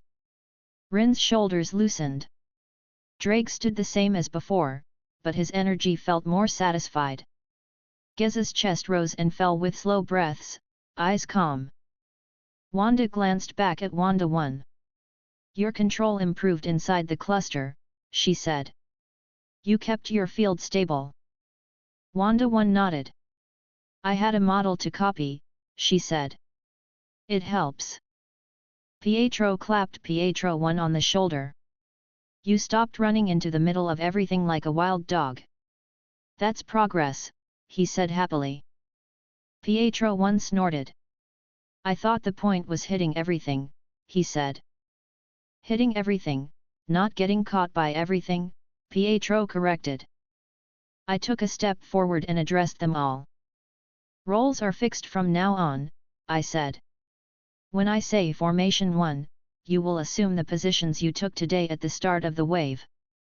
Drake front, Core and Gez front right and front left, Vera high, Rin mid, Wanda mid rear, Wanda 1 rear support, Pietros on flanks. They listened carefully. Formation 2, I continued. High pressure mode. Core and Gez advance more aggressively. Drake closes distance slower. Wanda and Wanda 1 push terrain manipulation harder. Vera stays mid-level instead of very high for faster response. Vera nodded once. Noted, she said. Formation 3, I said. Defensive bunker. Drake central, shield wide. Everyone plays tight. Wanda controls the field inside the shield. Pietros relay between weak points. Vera and Rin focus on intercepting anything that breaches. Drake's eyes narrowed slightly as he memorized those changes. Understood, he said. Any questions? I asked. Pietro raised a hand. In Formation 3, are we allowed to counterattack outside the shield, or do we stay fully within? He asked. You may move out in short bursts, I said. But your priority is communication. If one side weakens, you bridge the gap. Got it, he said. Wanda 1 asked, if my control cracks under high strain, do I fall back automatically, or do I push until someone forces me to stop? You push until Wanda or I order you back, I said. You're meant to reach the limits here, not avoid them. As long as you don't damage the realm, I will correct you. She accepted that. Understood, she said. Gez, I said. You are the newest elite. You will work closest with Core and Drake. You are the bridge between their roles. Aggression and stability. Gez bowed his head. I'll match their pace, he said. And cover their gaps. Core gave him a short nod. You move well, he said seriously. We'll adjust together. Drake looked at him. Stay aware of where my shield is, he said calmly. If you step through it, I will assume you can hold. Gez met his gaze. Then I'll make sure I can, he said. I took in their arrangement one more time.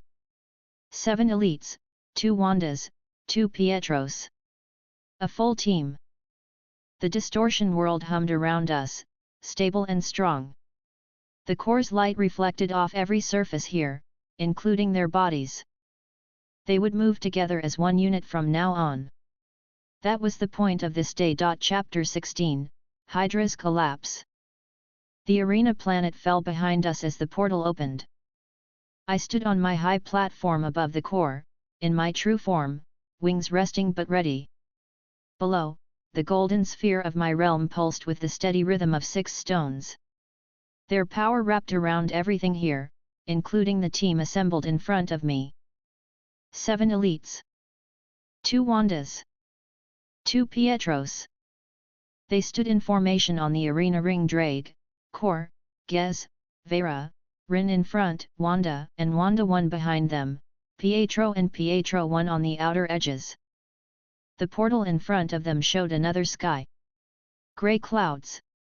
Heavy air. I felt the texture of that universe clearly through the link. Hydra's fingerprints were everywhere. This is a live operation, I said. Not a simulation.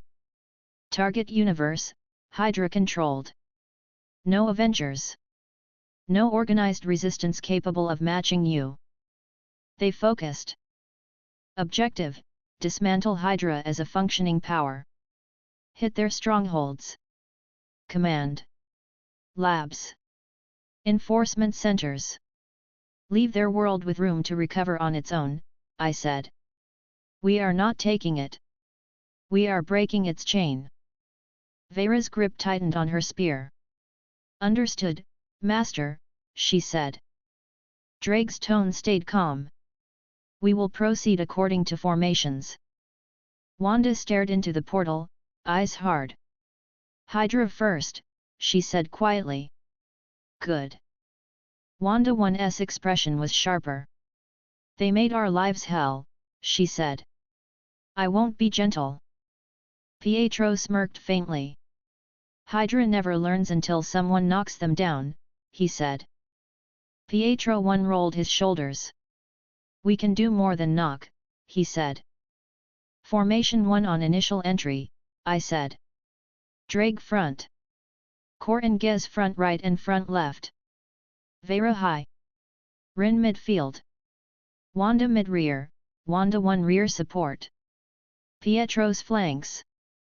They adjusted their spacing without needing more detail. You know your roles, I said. Move. They stepped into the portal as one. The rift closed after them. I stayed in the core chamber, but my awareness followed. The stones and the chaos link gave me clear vision. I saw the Hydra world through Wanda's perception first, then through others. They emerged above a city. The sky was overcast, a solid blanket of grey. The buildings were cold concrete and metal with sharp edges. Hydra banners hung from high towers, red symbols, black backgrounds. Streets below were crowded with civilians moving under watch. Patrol vehicles rolled past in strict formation. Soldiers in Hydra uniforms stood on corners with rifles at the ready. An enormous central tower dominated the city center, higher than anything else. Hydra's emblem stood at its peak. The energy signature inside was heavy command systems, communication nodes, weapons control. Hydra Capital, Wanda said over the link. Her voice reached me clearly. Feels like Central Command. Pietro stood near the edge of the rooftop they had arrived on, eyes moving fast. Lots of eyes, he said. Lots of guns. No one looking up. That will change, Rin said. Vera lifted her gaze toward the Hydra tower. We start there, she asked. Yes, Wanda said. Cut the head first. Drake's voice stayed steady. Formation 1. Advance. They moved. Vera rose into the air, wings beating lightly as she took a higher platform formed by a quick distortion step. Drake stepped to the front. Core and Gez flanked. Rin dropped slightly, ready to surge. Wanda and Wanda 1 stayed behind Drake. Pietro and Pietro 1 spread to the sides. They stepped off the rooftop and descended. The city did not notice them for the first few seconds. Hydra was confident. No one expected an attack from above that ignored airspace protocols. That confidence ended when Drake landed in the main street. His impact cracked the pavement. Hydra vehicles skidded to a stop. Soldiers spun around, shouting in confusion. Civilians froze, then scrambled toward cover. Wanda lifted her hands. Red energy flowed outward in a controlled wave.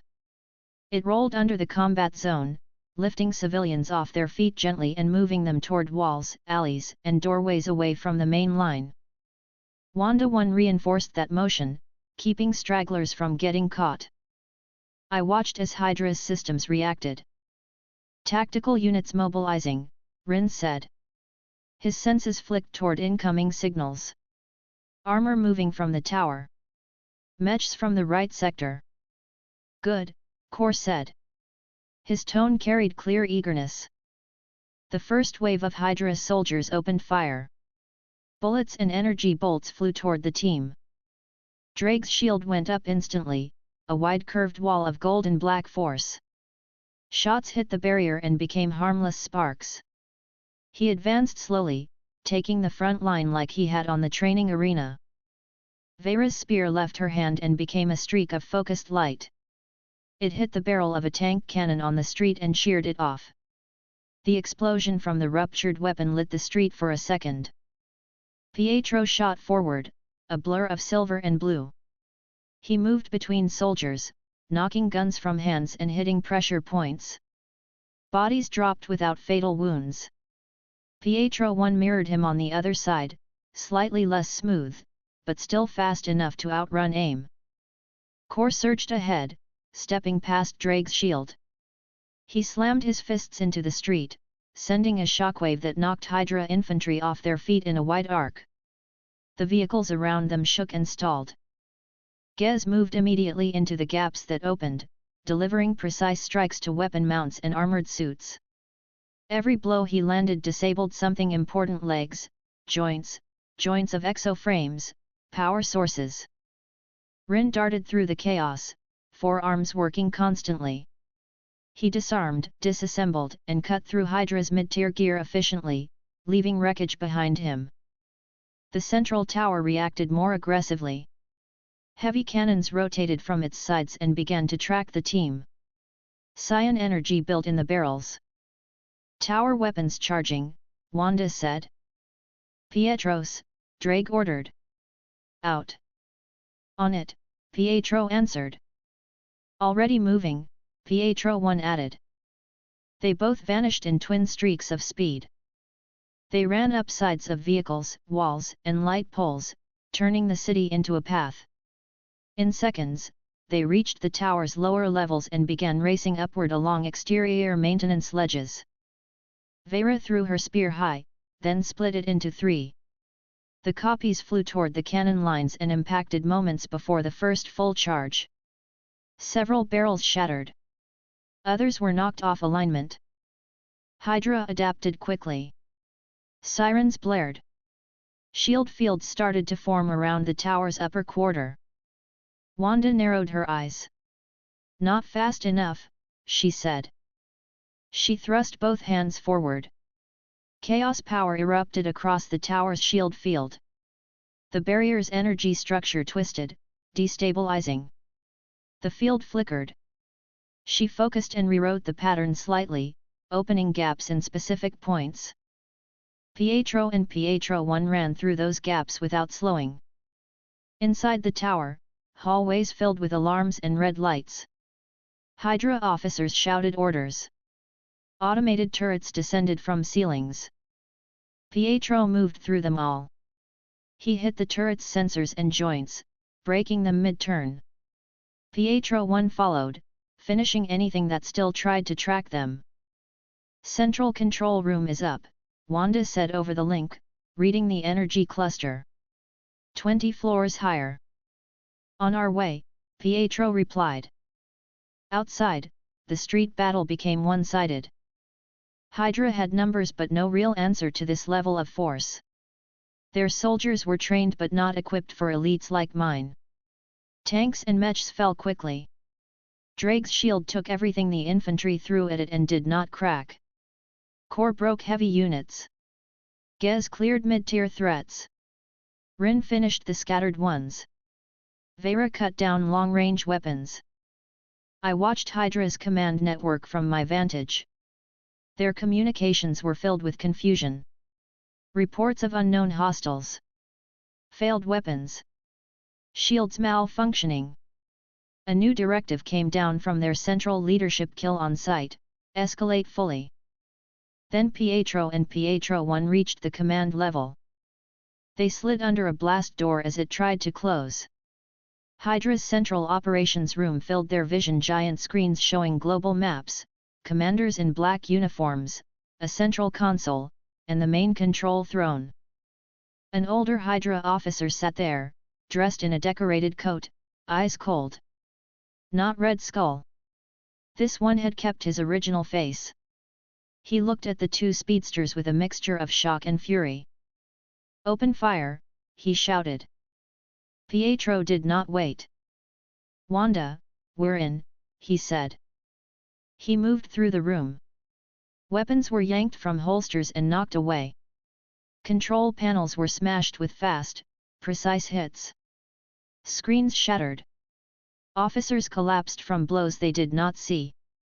Pietro 1 focused on the console itself, ripping out physical connections in a blur, unplugging cables, and punching through screens. Outside, Hydra's global command network flickered. Wanda felt it. Their global coordination is breaking, she said. Now. She pushed harder on the tower's shield. Chaos tore at its base structure, then ripped it apart entirely. The top section of the barrier collapsed. Drake lowered his shield slightly. Sector clear, he said of the street. Bodies and disabled vehicles lay everywhere. No standing Hydra unit remained in sight. We're not done, I said through the link. This is one head of many. I extended my senses further into the Hydra world, now that the main capital's interference had weakened. Hydra's network lit up global bases, labs, central prisons, weapons platforms, orbital guns. They had replaced national militaries in this universe. They had taken every major power vacuum and filled it. Next targets, I said. I fed the data directly into Wanda's mind. She saw what I did, red marks across continents. She lifted her head. Command hubs, main science facilities, prison sites, she said. We can hit them in sequence. Pietro looked out from a tower window, watching Hydra signals go dark. This place is going to panic, he said. Good, Wanda 1 said coldly. Formations adjust per site, I said. Move. They split. Vera, Rin, and Gez took one portal to a coastal weapons platform. Drake and Core headed to a central prison complex. Wanda 1, and the two Pietros went to a large Hydra science facility in the mountains. I watched through all viewpoints at once. Vera's trio arrived above a sea platform bristling with cannons and missile bays. Hydra's flag flew at its peak. The water below was dark and choppy. Formation 2, Rin said immediately. We hit fast. Vera grinned slightly. Agreed. She soared high as Gez and Rin dropped to the deck. Alarms blared. Hydra Marines rushed out with rifles and heavier gear. Rin hit first, flipping into the middle of them and sending shockwaves of precise strikes. Gez followed with heavier blows that cracked armor. Vera targeted primary gun mounts and missile hatches. Within minutes, the platform was crippled. I felt its weapons systems die, one by one. Drake and Core had a different environment waiting. Their portal opened above a bleak valley. A massive fortress sat in the center, walls high and reinforced, watchtowers at every corner. Floodlights swept the yard. Prisoners moved in chains under guard. Hydra uniforms were everywhere. Drake landed at the front gate. Core stood beside him. Formation 3, Drake said. Defense first. There are civilians here. Hydra aimed their guns and fired without hesitation. Drake's barrier expanded across the front, catching the barrage. Core punched through the main gate with one heavy blow, sending the doors flying inward. Once a safe corridor opened, Drake advanced slowly, letting the fire hit his shield instead of the prisoners' area. Inside, they found guards scrambling, trying to drag prisoners deeper into the complex. Core moved ahead, separating guards from captives with blunt force. He broke shackles with clean hits. Drake took any heavy weapon fire meant for the prisoners. One prisoner fell to his knees right in front of Core, staring at the collapsing Hydra structure with disbelief. Core did not respond with words, only cut the man's chains and moved on, expression firm. Wanda's group reached the mountain facility. The structure sat carved into rock, with high entrances and hidden gun placements. Heavy energy signatures thrummed inside. Wanda stretched her senses out. Time experiments, she said. Weapon tests. Biological projects. Wanda 1's jaw tightened. Hydra again, she said. They always do the same things. Pietro smirked slightly. Then we show them the same end. Pietro 1 glanced at the main entrance. We going subtle or loud, he asked. Loud, Wanda said. She raised both hands. Chaos surged toward the front doors and ripped them off their hinges. Metal screamed. Inside, alarms screamed back. Hydra scientists ran. Guards moved to intercept. Pietro and Pietro one shot past Wanda's shoulders and went inside immediately. Wanda and Wanda one followed at a walking pace, red power swirling lightly around their fingers. They passed lab after lab. In one room, Hydra was attempting to channel temporal energy into weapon casings. The process looked unstable. Metal glowed in colors that did not belong there. The soldiers inside barely had time to turn before the twins moved. Pietro and Pietro one broke the weapons apart, scattering pieces across the floor. Wanda and Wanda one followed with chaos, dissolving what remained. In another room, test subjects floated in containment tubes. Wanda one stopped there, expression dark. "We free them," she said firmly. "Yes," Wanda agreed. Between the two of them, the containment systems were easy to break.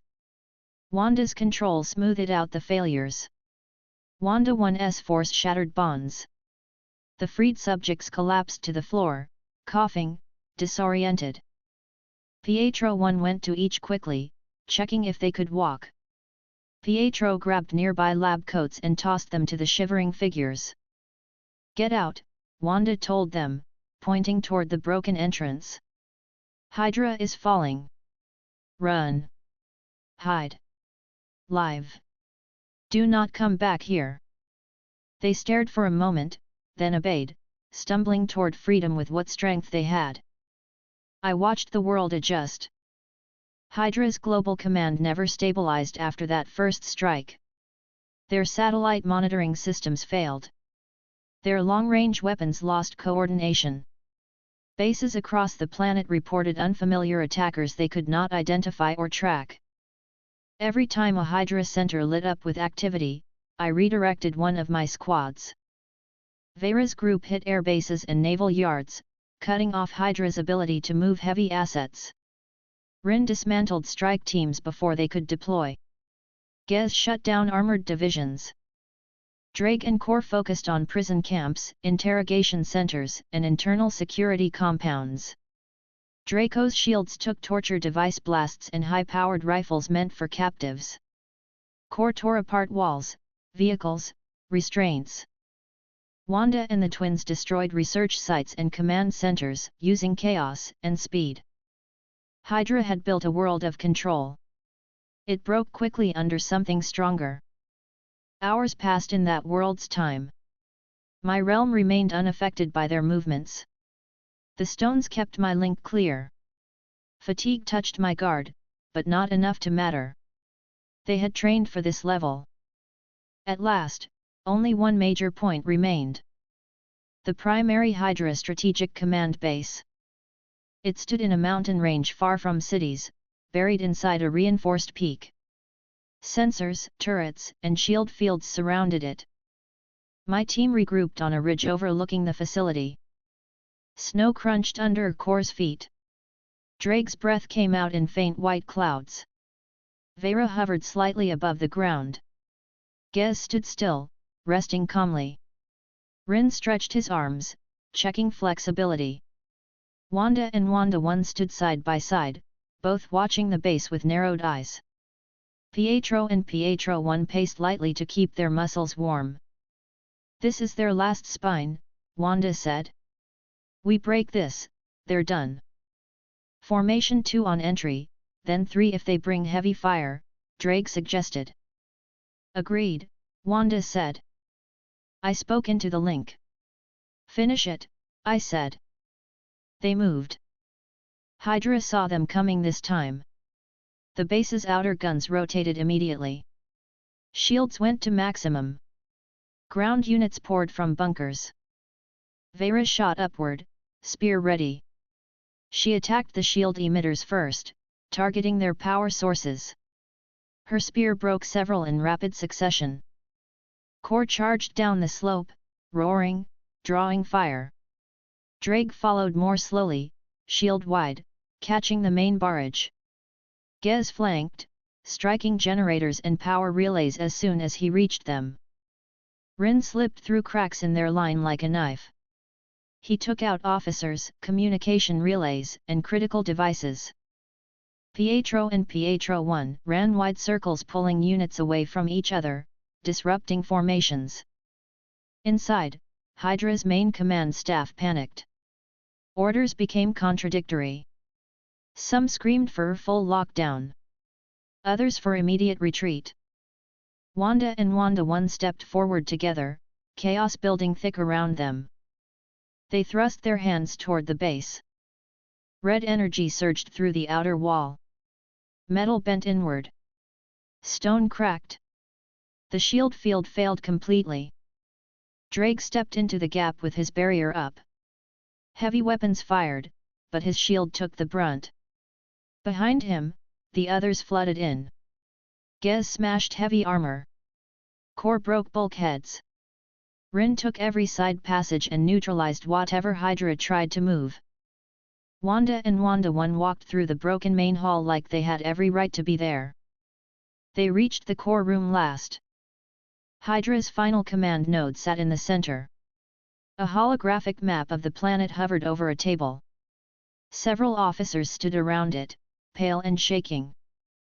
A large Hydra emblem dominated the far wall. Wanda lifted one hand. Chaos power wrapped around the emblem, broke it off the wall, crushed it into a compact ball, and dropped it at her feet. Hydra's officers stared. "You're done," Wanda said. Her tone was flat. Wanda 1 looked around the room with clear contempt. "You ruled because no one could stand up," she said. "You were wrong." The Hydra officers either dropped their weapons or froze. They saw the broken walls, heard the collapsing systems, and understood something they had never prepared for. Core stepped in and started smashing consoles. Rin removed weapons. Drake held the entrance, shield still ready. Vera perched by a broken support beam, spear resting but still within easy reach. Gez stood steady, watching for any desperate move.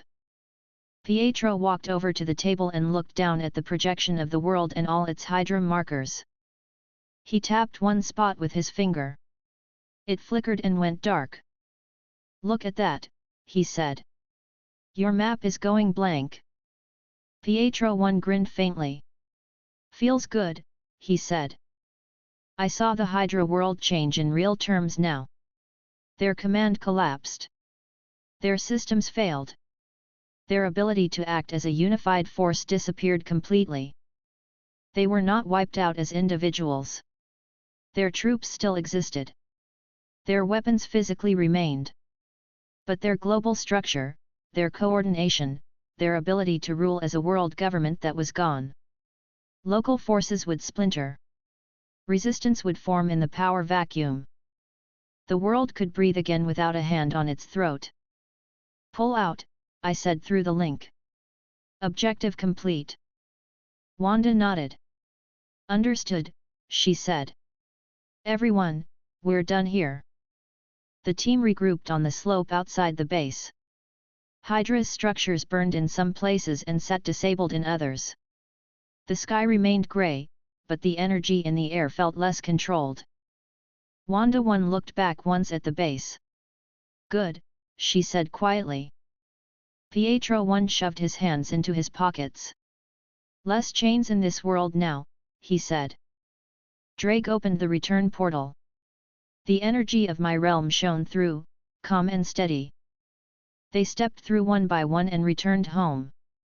I watched them emerge above the core platform. The realm accepted them back, matching their energy signatures to their positions. They were tired but steady. Core's armor had cracks, but nothing serious. Vera's spear carried scorch marks, easily repaired. Rin's movements were still sharp. Drake's shield field held without fractures. Gez's knuckles were scraped from heavy impacts. Wanda and Wanda 1 both carried residual chaos in their arms. Pietro and Pietro 1 were slightly winded but otherwise unharmed. I lowered myself from my high platform, landing in front of them. You dismantled Hydra's global structure, I said. You broke their command, freed their captives, and disabled their main weapons. That world can move without them now. Their expressions showed satisfaction behind discipline. No one spoke out of turn. Formation performance was acceptable, I said. You adapted correctly. You did not waste power. You did not turn the operation into chaos. Pietro exhaled a soft breath of relief. So that was a pass, he said. A strong one, I replied. Wanda 1's shoulders eased slightly. Wanda allowed herself a very small, pleased smile that faded quickly. This was a test of you as a full unit, I said. You passed. There will be more. They nodded. No one complained. I looked toward the core. The 6 stones pulsed quietly there, surrounded by the vast dimension I had built. The team I had assembled could now break a Hydra world in a single day. That was the level I wanted.